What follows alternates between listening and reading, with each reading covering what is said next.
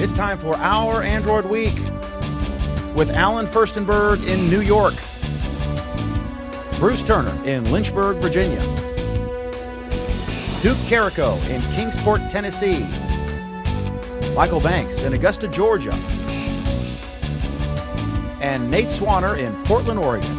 This is Our Android Week. And welcome, everybody. Great to have you with us. Our top story is about a birthday. The Google phone is having a birthday. I was telling these guys, I've mentioned this before on our other show, Google Plus Week, which is Friday at 8:30 p.m. Eastern. Nilay Patel from The Verge shared a tweet maybe a year ago on the birthday, or I forget what it was. And he mentioned that in the space of just over a year, Google bought Android for $50 million and then bought YouTube for $1.65 billion. And Nilay's observation, and I agree, he said it's hard to say which was a better investment. So what, if anything, do you guys think about that? And tell us your thoughts on 5 years. Okay, I'm totally wrong. What the hell am I talking about? I screwed up. Are you guys there? Can I even hear you? Yeah, we're here. We're wondering What the hell Dan's all talking the about. time what you're talking about. How old is the Nexus? I got the 5 topics years? screwed up. We're going to switch topics because I don't know what the hell I'm talking about. We're going to talk about the Nexus birthday, which is in no way related to what the hell I was talking about. But now you guys can troll me later. Yeah, and we can't even sing the happy birthday song either because we'll get dinged by YouTube. It's a copyrighted song. I know. So Nexus, you have, I guess, let's go to the Nate and then Alan. You have Nexus phones. I have a Nexus 7 tablet, but what's the deal? Tell us how you're celebrating this birthday or what this means, or make This fun is of me kinda- if you wish. Kind of the birth of Android on a phone. I wouldn't necessarily call it the birth of Nexus, but I guess you could call it that too.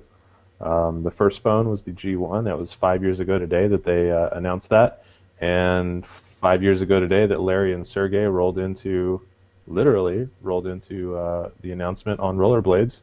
And it's funny. I was going over some of the reviews of it today, and 5 years ago, when you compare it to what we have now, it's trite and it's pretty crappy. But back then, everybody was pretty impressed and said it was pretty cool. They understood it wasn't really a finished product, but it was a really good start. And considering what we have today, we're pretty lucky, and we've come a long way in 5 years. And it was originally called the Google phone. Yes, sir. Alan, you got one. What are your thoughts looking back at how it's grown and matured? Yeah, well, and how it hasn't matured. But I mean, I still look back. I remember back when it came out. I saw this and I'm like, yeah, okay, whatever. It was pretty unenthusiastic about it, pretty uncaring. I didn't get a smartphone for a couple more years after it came out, even. Yeah, I think for me the exciting thing was, and I think that a lot of the excitement in the community was the whole open source nature of this phone, and finally some competition, for with Apple, and that sort of thing. So, it was the beginning of something really good. And as far as determining which one of them was the best investment, I'm hard pressed to say which one. I guess I might tip a little bit towards Android, but I think by Alan's comment in the pre-show that Android has not really returned a whole lot of investment to them, maybe as much as YouTube has. But it's not an easy. I mean, it's obviously I got my things wrong. But it is a tough thing to say as far as YouTube or Android, which was a better investment. At the end, they don't break their numbers out, but in the end, one's profitable. But then, what's the potential future? In YouTube, they're actually paying for all that streaming, so they have costs incurred, but there aren't that many costs. If I purchase an Android phone to Google, I mean, all the cost was up front. They do some stuff, some hosting and things, but usually they make profit. And if I download Android and put it on a phone, that doesn't really cost Google anything, hardly. So I don't know. It's a hard call. So there. Okay. Anything else on that? Duke, welcome. Is he on his bike now? He's on a motorcycle trip, right? He's muted. I don't think he knows what's going on either. Yeah, sorry, I was muted. Yeah, I think Eupora, Mississippi is where I'm at right now, and I'm not supposed to be here, but that's a story I won't get into. But yeah, I'm having a great time. Got in about 350 miles today. Saw a lot of cool stuff. Do you mean So you're sorry like I'm you're late. barred from the state, or your itinerary's messed up? The campground that I picked to stay in tonight was a dump. And I ended up driving about 80 miles farther than I meant to drive. And then when I came to the other campground, I don't know if it was a dump or not because it was about 2 miles down a gravel road, and I'm just not going to take a 1,000-pound motorcycle down a gravel road. So I ended up grabbing a motel here. I could totally see and the I don't manager's know, reaction when the carpet in this motel. I'm pretty sure that somebody was murdered over here by the bed. But anyway, Oh my God, I could see him going up there. Sir, with all due respect, this place is a dump.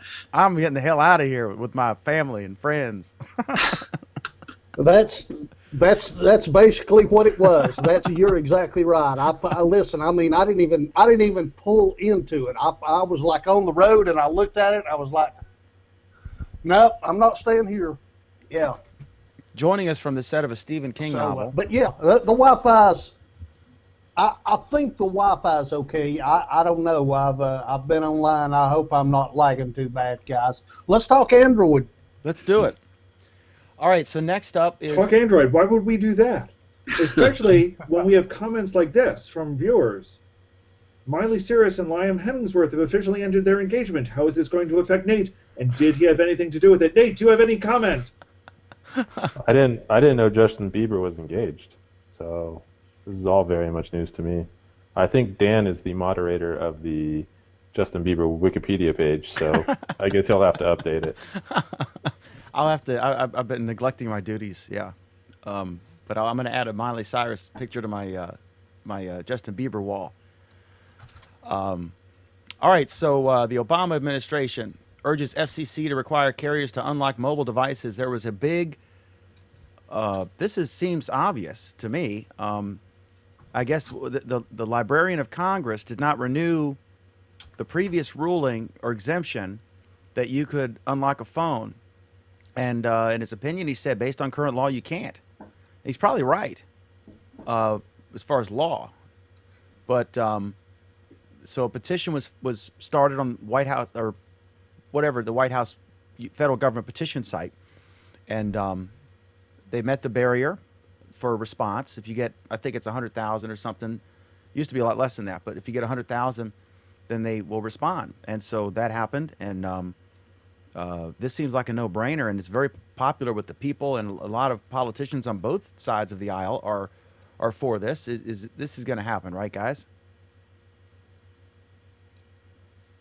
To be able to let Not you a snowball's chance in hell. Really? Oh, sure. I mean, Obama will tell the FCC to do it. FCC will issue regulations, require carriers to do it. Verizon will negotiate a backdoor that will effectively prevent them from having to do diddly squat. Just like they've effectively not had to do diddly squat regarding requirements for the Class C cellular block that say they need to, accept any device that runs LTE, and they're flagrantly violating it. Their excuse is they're still evaluating it to make sure it's safe and all that crap. Is that their excuse? And there's no cap on time for that process. Let's is that face it, it's not safe. Do you know why it's not safe? Because it fundamentally, if you take a Nexus 7 and shove it down the throat of a Verizon executive's mouth, they will choke on it. That's dangerous. We can't allow those sorts of things. To use a hypothetical. Oh, entirely. I have no intention. I think of this will shoving my happen. Nexus 7 Just like down anyone's throat. Remember, they didn't want number portability, and that happened. You're not used to be you'd lose your phone number if you switched carriers. They really had you by the short and curlies then, but now you can swap your number around. Nate, this will happen or not? Well, I think the number swapping thing had a lot more to do with attracting customers. I mean, if I was on T-Mobile and didn't want to lose my number, but I, like the iPhone on AT&T, I could switch and port my number over. So there was that. I think this will happen, but I see Alan's point. Verizon, their whole excuse with the Nexus 7 thing is, well, we're working on it. We're going to figure it out someday, and that's really just not good enough because they're really not. I believe it was their CEO. I don't know who it was, but one of their executives says, when the Spectrum auctions were happening, he said, well, we're absolutely going to do everything, that's required of us, and this is exactly what's required of them to honor the agreements of C-Block auction, and they did not do that. They have not done that. Instead, you just get the "we're working on it" excuse, which is just not good enough. Anybody else? Okie doke. Next up, Samsung Galaxy S4 Zoom video walkthrough. This is that crazy camera phone. It's an S4 with a large lens. How do I share my screen? My left screen is 8. Here you go. This is an article from Android Central.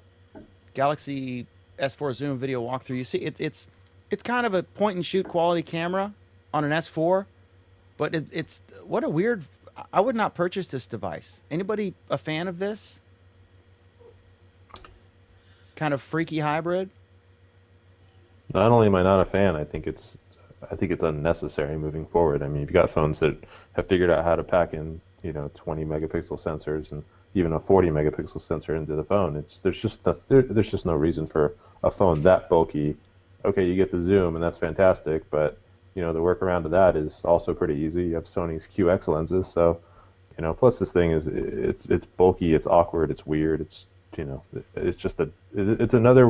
Samsung. Let's throw everything out there and see what sticks. Alan, you're a photography nut. Does this make any sense to you? I mean, what an awkward to use this as your main phone. Is it meant to be used as a main phone? I mean, like with everything else, that's always the question: is it meant to be used as a main phone? Is it meant to be used as a camera that has Android features in it? Who knows? Wouldn't you buy one of I their don't really Samsung care. Android cameras?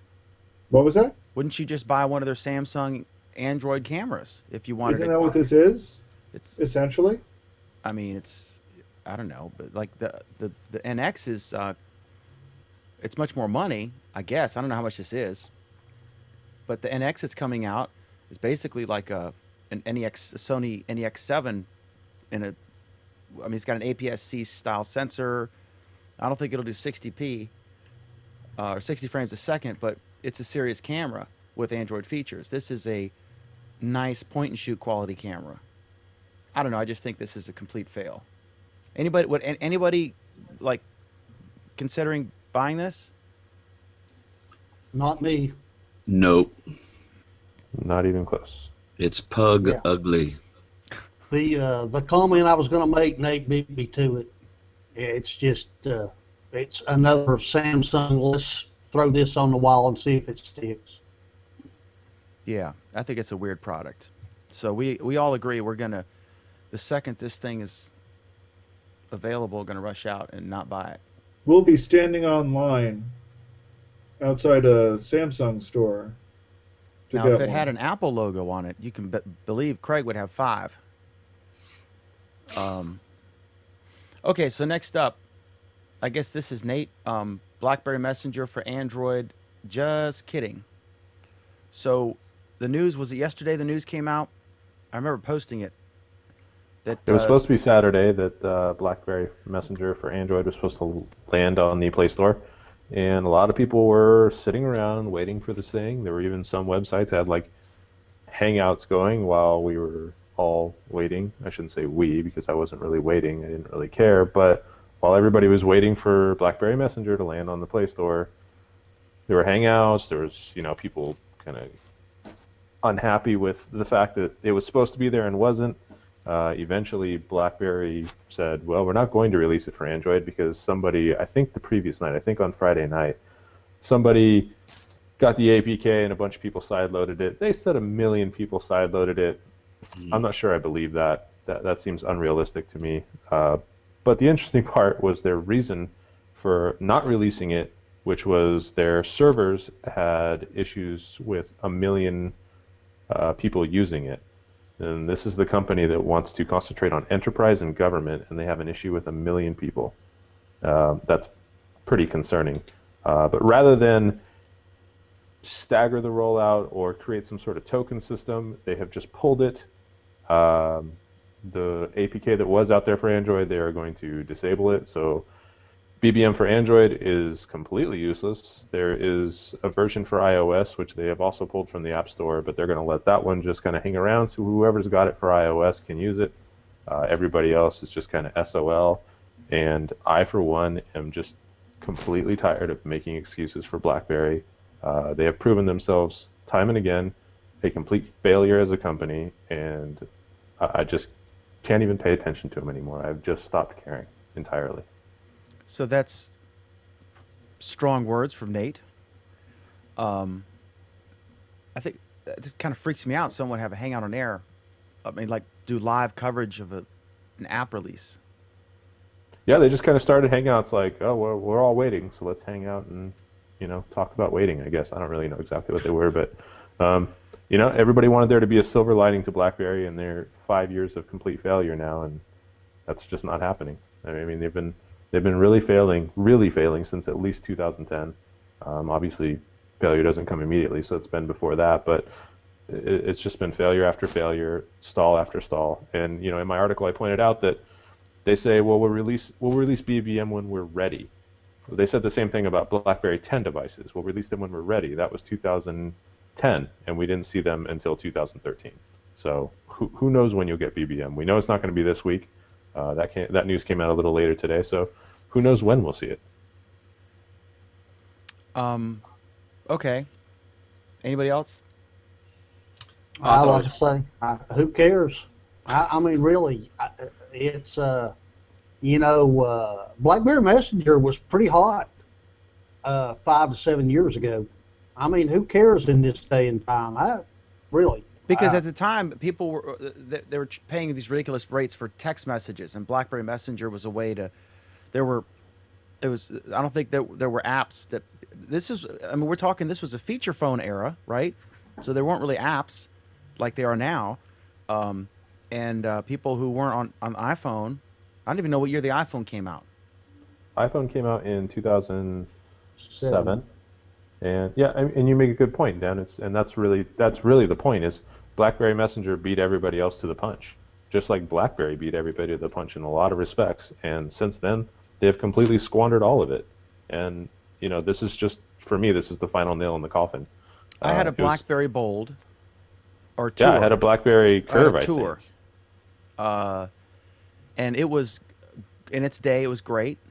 The BlackBerry Messenger is fantastic, but only if someone else had a BlackBerry, right? And that's the point of this app, that people can use that service without having a BlackBerry. But the BlackBerry Messenger was the fastest way to send a message to somebody. It was in real time. It was almost like AOL or Yahoo instant messaging chat back in the day. It was just super fast, or like when you do the Google Talk or whatever the hell they call it now, Hangouts. And it was free because there was no metering on it. Whereas text messaging wasn't quite as quick, although it's quick. But these kids, BlackBerry took off with kids because they couldn't afford, their plans didn't have. They want to text all freaking day to all their little buddies, and so they would get BlackBerries. But their time has passed, and they haven't kept up with it.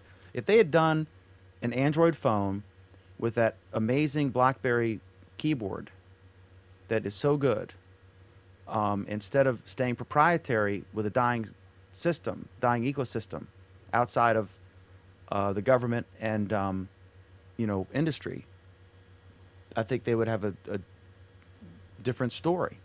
Don't you think? Or is that crazy? No, it's not crazy. I think that the biggest failure of theirs were the BlackBerry 10 devices, and I don't mean when they released them. I mean not releasing them. If it wasn't ready, if the operating system wasn't ready, they were having issues with chip manufacturers or whatever the case, they should have figured out a way to get those devices out. From there, it was just a giant snowball effect. You have layoffs and you have outages throughout, throughout the world. I mean, do you even trust BlackBerry anymore? And I really don't. They can't even release a simple messaging app. They get phones out after years of waiting. They can't get a simple messaging app out. There were widespread blackouts, and they've just laid off another 4,500 employees. Why do we care? Who cares anymore? You think It's they over, fired it's the done. guy who was supposed to release the app, the social media director, or whoever And you guys correct me if I'm wrong, because like I say, I've been on my motorcycle 2 days, but hadn't somebody offered to buy them at like $9 a share or something? I thought I read this evening when I got in here. Well, they entered into an agreement to be purchased for $9 a share, and it's the company that owns about 10% of them currently. They can still shop around, but yeah, there is an offer on the table for $9 a share. Okay, and I'm sure they're not happy with that, but Well, yeah. that was technically above fair market value, so we'll see. That's man. I hope it's somebody who has some idea what the hell they're going to do, because like Yeah, they're going to take it and chop it up for pieces. Is what They're going to take do. it, privatize it, and then, yeah, chop it up for pieces. because when Bezos bought the Washington Post, that's chump change to him. $250 million.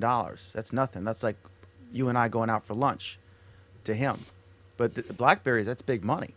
I mean, remember, it was bought by an investment company. All they're going to do, I mean, what they're hoping to do is sell it off for its patents. Yeah, they're going to take whatever they're going to. Again, keep in mind, this is the company that owns 10% of them currently. They're shopping around for financial backing right now from Bank of America and Merrill Lynch and a couple other places. And all they're really going to do is try to get financing and try to sell it off for some sort of profit, piece by piece. Okay. Well,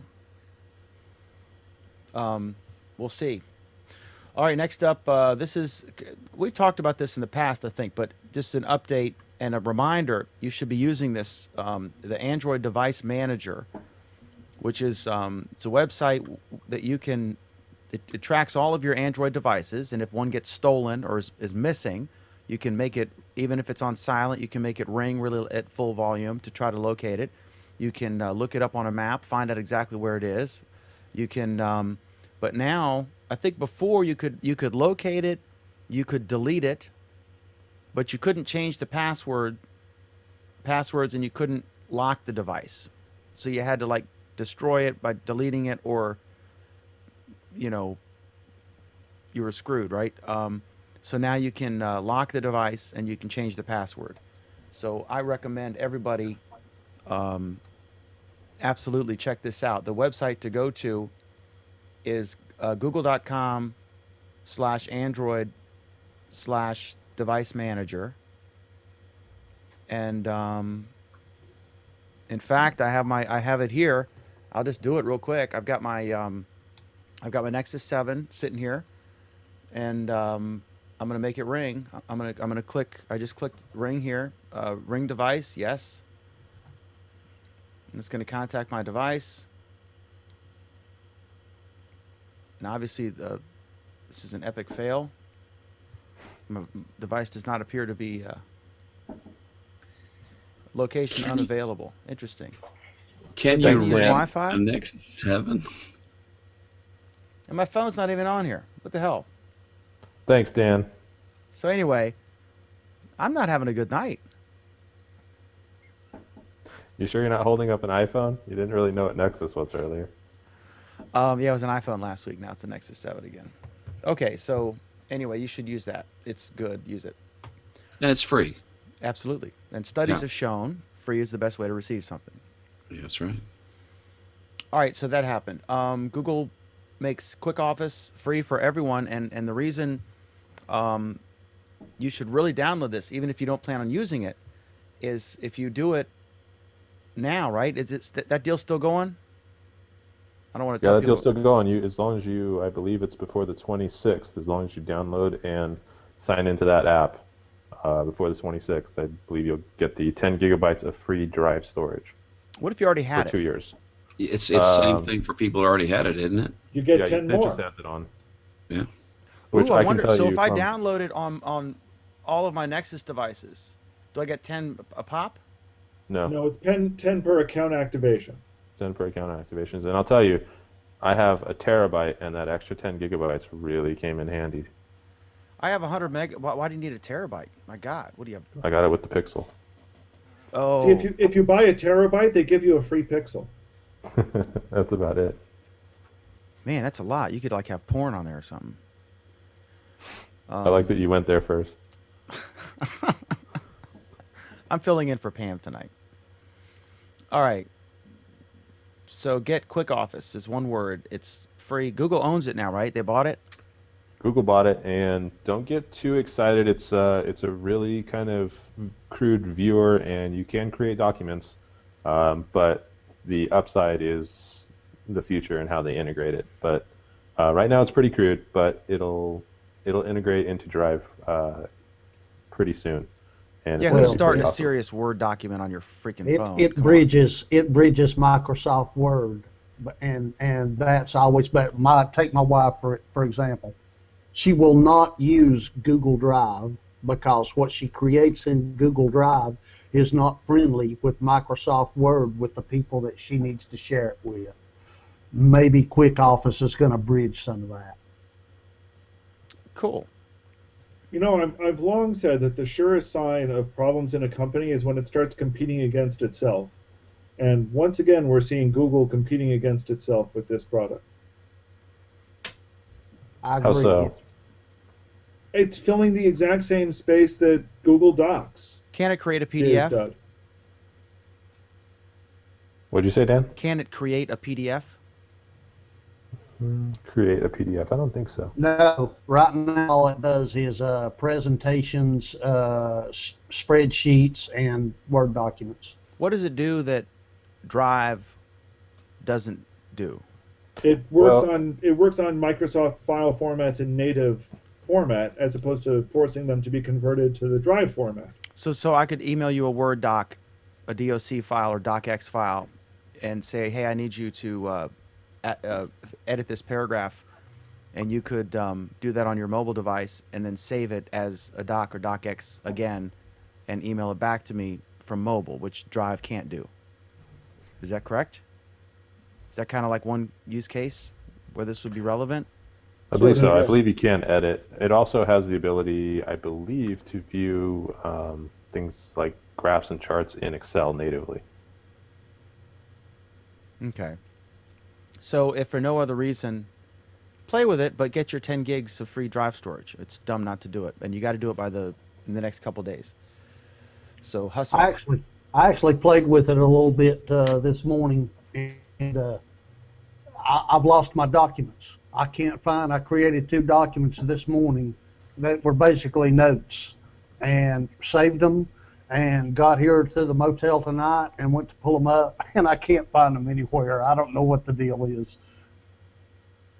So I'm not the only one having a bad day. All right.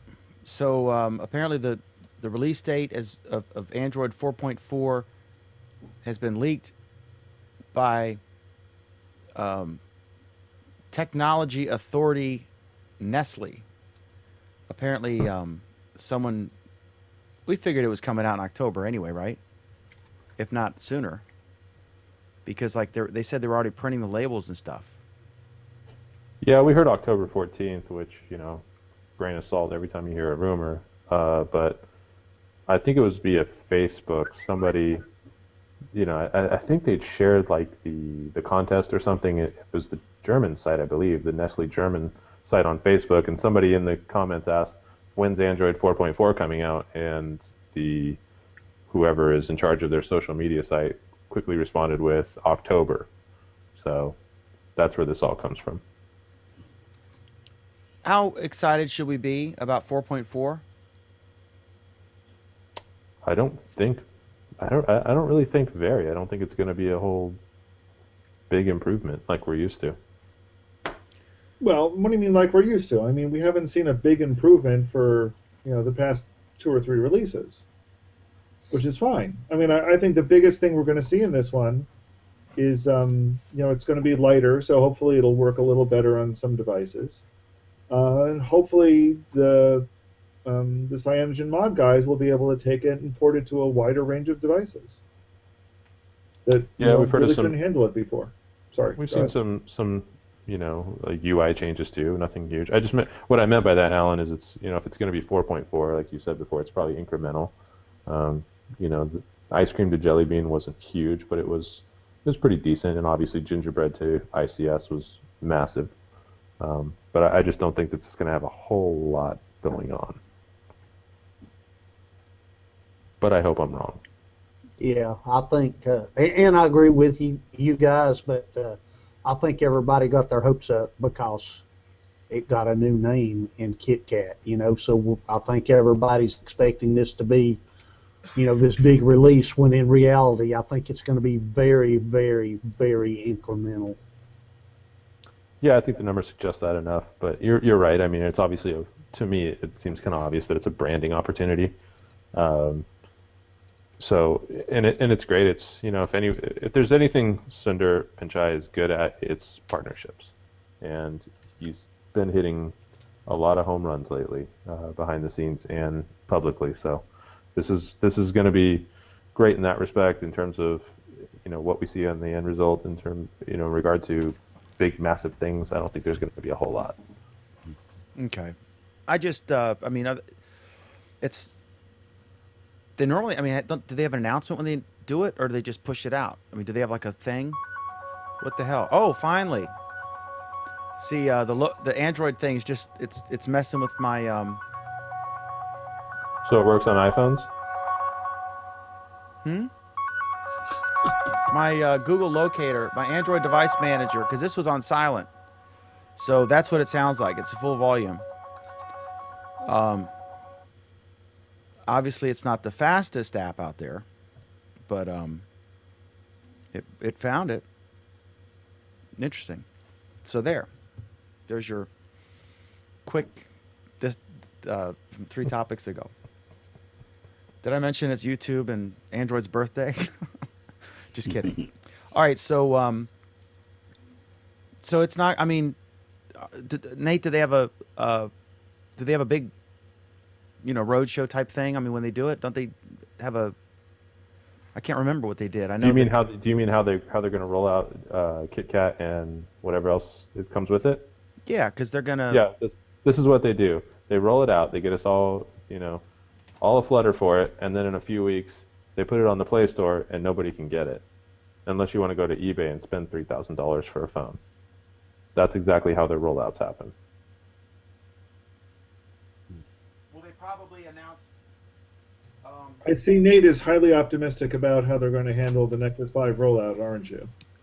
Don't they normally do it in conjunction with the hardware release? The Chromecast thing went pretty good, and the Chromecast is back in stock now. That's the only Play Store positive experience we've had in a while. And we should get Craig to plug his Chromecast back in because they have a maintenance release, so he can get the new maintenance release, and then he can put it back in the box. All right, so we obviously cannot be more excited about the pending release of KitKat in October. Okay, so next up is kind of a cool feature. YouTube is going to allow you to on your mobile device. This is an Android or iOS thing. I'm not sure which will roll out first, or maybe simultaneously. It's back end. I don't know what. I don't think it's a major thing. But they sent a letter out to their big partners. I guess people like what's that company? Their biggest partner that does the music videos. It's the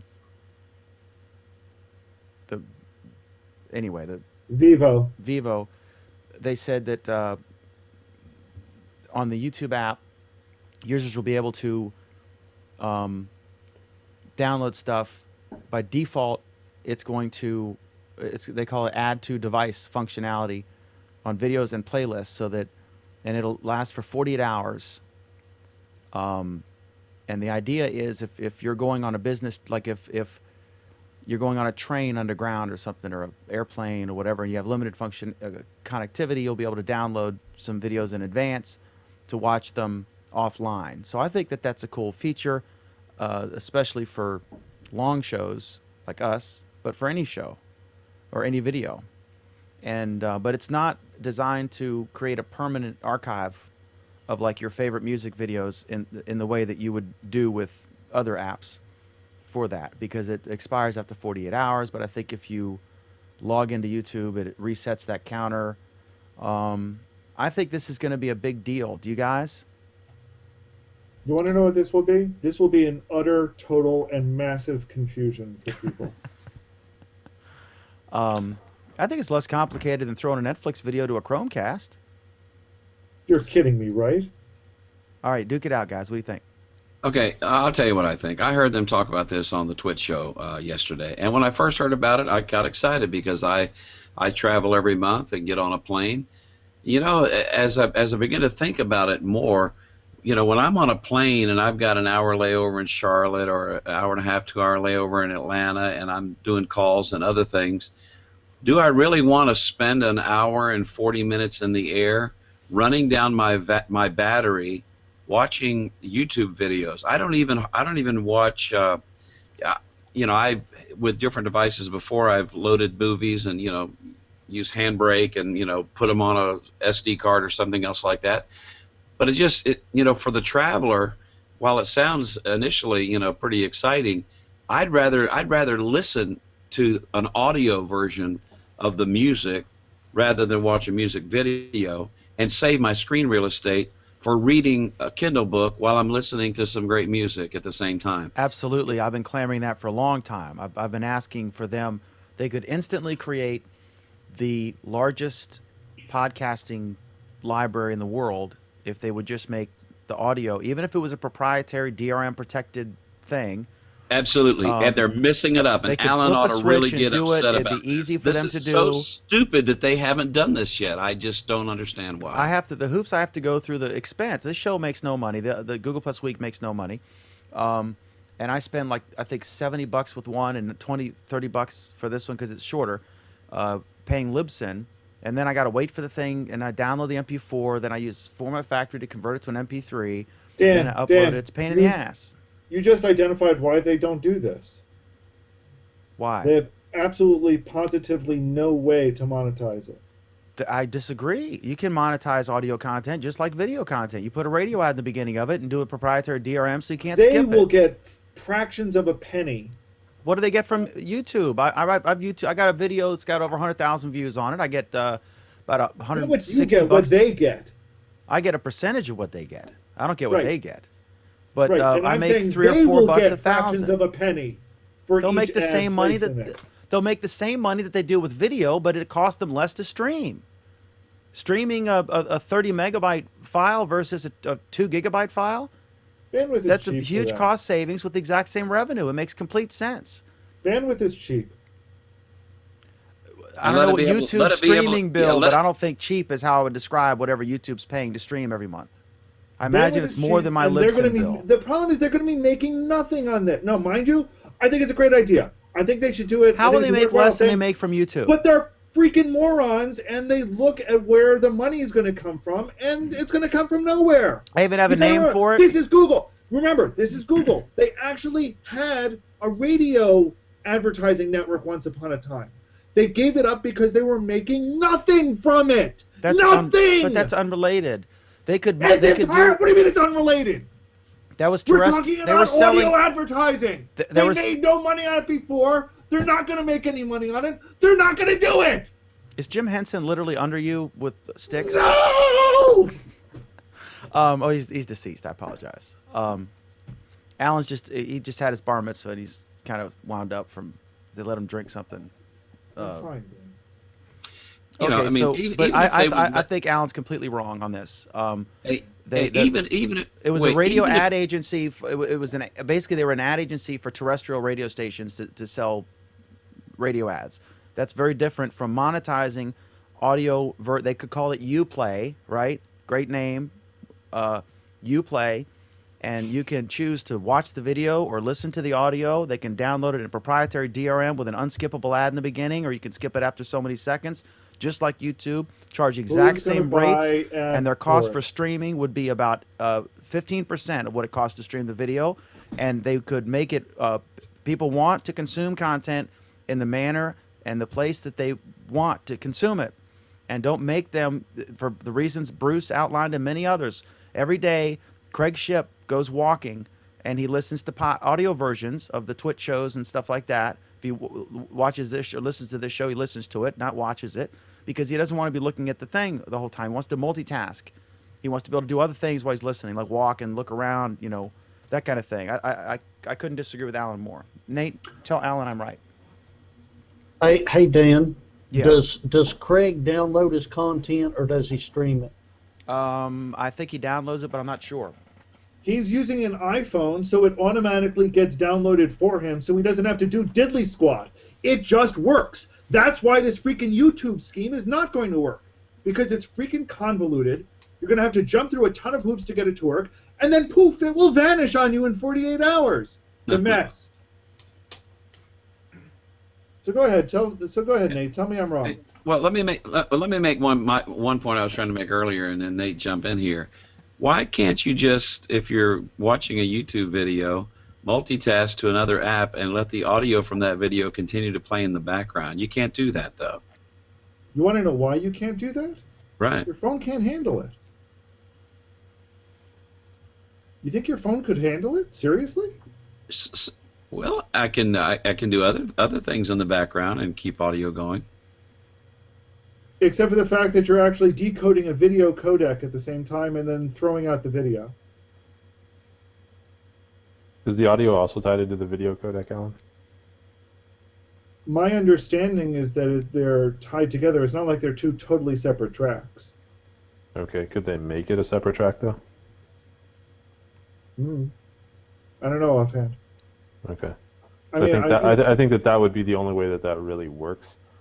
You got a point about monetization. Right now, all their monetization kind of relies on clicks.